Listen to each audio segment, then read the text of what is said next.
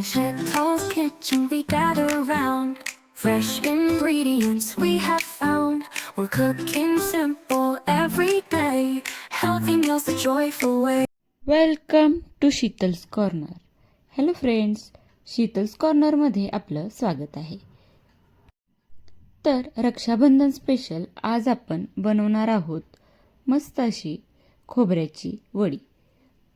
आणि ही फक्त खोबऱ्याची वडी नाही तर मलाईयुक्त अशी घरच्या घरी अगदी हलवाईच्या दुकानामध्ये भेटते अशी मिठाई आहे. तर प्रथम हे मी दुधापासून असा पातळसर खवा करून घेतलेला आहे. दूध आटवून जे तयार होईल ते अशा पद्धतीनं या कन्सिस्टन्सीमध्ये तयार करून घेतलेले आहे. दूध थोड्याशा तुपामध्ये दूध उकळून हे मिश्रण तयार केलेले आहे. तर या ठिकाणी 2 नारळाचं किस घेतलेला आहे. तर साधारणपणे 1 लिटर इतकं दूध घेतलेलं होतं आणि त्या दुधापासून हा पातळ असा, म्हणजे पूर्ण घट्ट करून नाही घ्यायचा, थोडासा पातळ ठेवायचा आहे. तर तो पातळ असा खवा करून घ्यायचा आहे. तर असा हा मिक्स करून घ्यायचा आहे. तर 1 लिटर दुधातून जो आपला खवा तयार होईल त्या खवामध्ये 2 नारळ किसून घेतलेले आहे. तर 1 वाटी दूध या ठिकाणी वापरायचं आहे. दुधामुळे आपली वडी एकदम सॉफ्ट अशी होते, अगदी मिठाईसारखी होते. आणि 1 वाटी साखर घातलेली आहे. आपल्या चवीनुसार आपण कमी जास्त साखर वापरली तरी चालू शकते. तर आता ही मिश्रण छान शिजवून घ्यायचं आहे. पहिल्यांदा हे पातळ होईल आणि त्यानंतर मग हळूहळू घट्ट होत जाईल. तसे बऱ्यापैकी हे मिश्रण पातळ होते व नंतर घट्ट होत जाते. तर या ठिकाणी आपण थोडेसे ड्रायफ्रूट वापरणार आहोत. ते आपण आपल्या इच्छेनुसार वापरायचे आहे. तर या ठिकाणी 7 ते 8 काजू आणि बदामही 8-9 घालायचे आहे. वेलची, जर आपल्याला वेलचीचा फ्लेवर वापरायचा असेल तर वेलची टाकू शकता किंवा आपल्याला जो आवडेल तो फ्लेवर यामध्ये वापरू शकतो. खरं तर यामध्ये गुलाब फ्लेवर पण खूप छान लागतो. तर आता हे मिश्रण डायरेक्ट यामध्ये टाकायचे आहे. याच वेळी ते ड्रायफ्रूट टाकायचे आहे. आता आपले हे मिश्रण चांगले शिजवून द्यायचे आहे. बहीण भावाचे नाते हे जगातील सर्वात सुंदर, पवित्र आणि प्रेमळ नाते. यात दिवसभर गोड गोड भांडणे आणि एकमेकांबद्दल अपार जिव्हाळा असतो. तसे हे नाते निस्वार्थी आणि मैत्रीचे असते. तर अशा सुंदर नात्यासाठी अशी गोड मिठाई करणं गरजेचेच आहे. तर आता थोडंसं ट्रेला तूप लावून घ्यायचं आहे. तूप लावल्यामुळे आपली मिठाई सहज निघण्यास मदत होते. तर या ठिकाणी थोडीशी साखर बारीक करून घ्यायची आहे. ती शेवटी आपल्याला वापरायची आहे. पहा किती छान रवाळ असे हे मिश्रण दिसत आहे. अगदी खव्याची बर्फी जशी असते त्या पद्धतीने ही बर्फी आपली मिठाई तयार होते. तर अगदी या पद्धतीने तुम्ही तयार करून पहा. नक्की तुमच्या भावाला ही मिठाई आवडेल.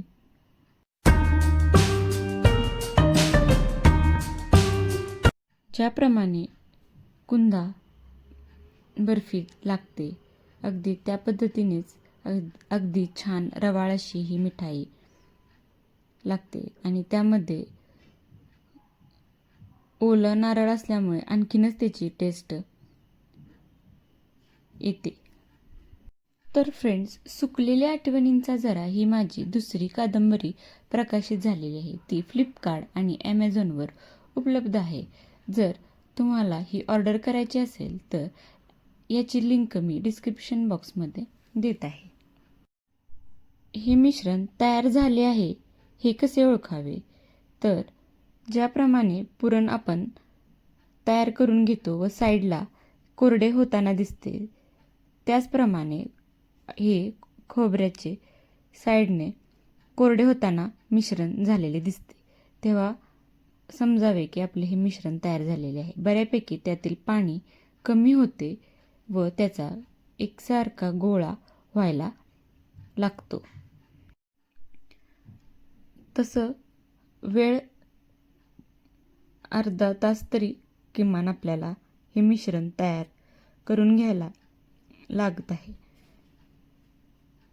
तर पहा, हे मिश्रण आपले तयार झालेले आहे. जर आपल्याला अजून वेलची पूड वगैरे टाकायची असेल तर तुम्ही यामध्ये टाकू शकता. तसेही आपण ड्रायफ्रूटमध्ये वेलची टाकलेली होती. ड्रायफ्रूटमध्ये वेलची टाकल्यामुळे ती बारीक ही चांगली झालेली आहे. त्यामुळे ते अखंड राहत नाही, वेगळी साखर टाकावी लागत नाही. तर आता आपण साखरेची पिठी साखर करून घेतलेली आहे. तर पिठी साखर का करून घेतलेली आहे, तर यामध्ये 2 चमचे पिठी साखर टाकल्यामुळे आपले मिश्रण तसं बऱ्यापैकी कोरडे होण्यास मदत होते. तर आता हे आपले मिश्रण हळूहळू तयारच होत आहे. तयार होण्याआधी आपण पहिल्यांदा ट्रेला तूप लावून घेतलेले आहे. आता यामध्ये आपण 2 ते 3 चमचे पिठी साखर टाकणार आहोत. पिठी साखर टाकल्यावर अगदी 1 मिनिट हलवून घ्यायचं आहे बारीक गॅसवर आणि लगेचच गॅस बंद करायचा आहे.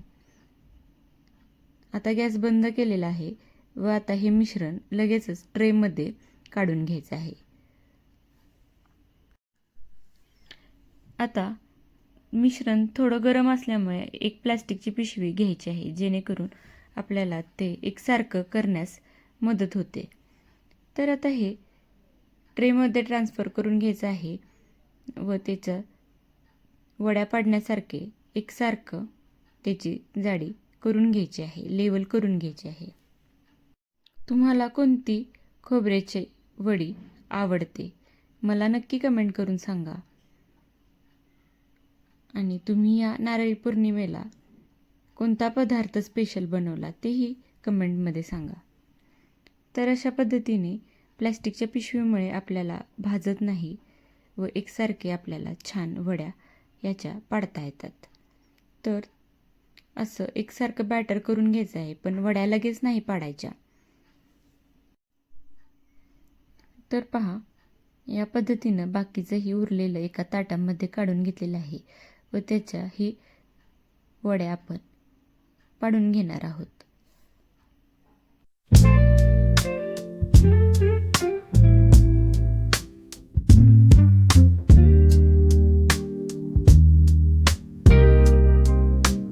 वरून गार्निश करायचे आहे. या ठिकाणी काजू आणि बदाम बारीक करून वरून लावून घेतलेलं आहे. तुम्हाला जे आवडेल ते तुम्ही गार्निश करू शकता. तर थोडंसं गरम आहे तोपर्यंतच त्याच्यावर टाकायचं आहे. नंतर त्याच्या वड्या करून घ्यायच्या आहे. तर वड्या करण्यापूर्वी थोडंसं तूप लावून घ्यायचं आहे चाकूला किंवा पिझ्झा कटरला. तर अशा प्रकारे ह्या आपल्या वड्या तयार झालेल्या आहेत आणि टेस्टला तर या वड्या खूप छान झालेल्या आहेत. अगदी मिठाईच्या दुकानामध्ये ज्या पद्धतीने उपलब्ध असतात त्या पद्धतीनेच ही मिठाई आपली तयार झालेली आहे. तर फ्रेंड्स, अगदी घाई गडबडीत हा व्हिडिओ तयार केलेला आहे. तर कसा वाटला नक्की कमेंट करून सांगा आणि आवडला असेल तर नक्की लाईक करा. आणि ही रेसिपी जर तुम्ही घरी करून पाहिली तर आवडली तर इतरांनाही शेअर करा. आणि माझ्या चॅनेलला अजून सबस्क्राईब केले नसेल सबस्क्राईब करा. हाईप करायलाही विसरू नका. तर पहा, सहज ही वडी निघते, अगदी चुरा होत नाही आणि खूप सॉफ्ट अशी ही वडी आपली तयार झालेली आहे. टेस्ट तर खूपच भारी झालेली आहे. अगदी कमी वेळेत कमी खर्चात अगदी घरात असलेल्या उपलब्ध साहित्यामध्ये ही वडी आपली तयार झालेली आहे. तशी ही खूप महाग मिळणारी वडी आपण घरी खूप साध्या सोप्या पद्धतीने बनवलेली आहे. वाव, खूप छान टेम्पटिंग अशी ही आपली स्वीट वडी तयार झालेली आहे. तर ही वडी नक्की घरी करून पहा आणि आवडली असेल तर इतरांनाही शेअर करायला विसरू नका. भेटू अशाच नवनवीन रेसिपीमध्ये आणि हा व्हिडिओ अगदी शेवटपर्यंत पाहिला त्याबद्दल धन्यवाद. In Chet's Bye bye. kitchen we gather round, fresh ingredients